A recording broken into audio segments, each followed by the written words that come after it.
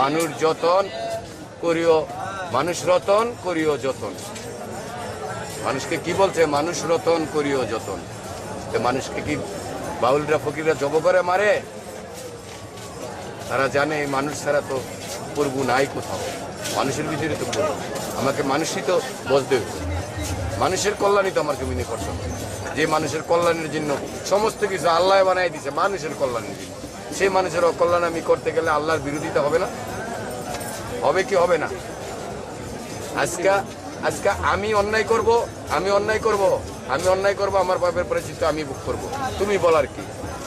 তুমি আমাকে বলতে পারো, তুমি আমাকে শাসন করতে পারবা না। তুমি আমাকে বলতে পারবা, তুমি আইন হাতে নিয়ে তুমি আমাকে শাসন করতে পারবা? এই ক্ষমতা কি আল্লাহ তোমাকে দিছে? দেয় নাই। কেন দেয় নাই? বলছে যে আইন কারো হাতে নিবা না, আমি আল্লাহ যা বুঝি তুমি তা বুঝো না।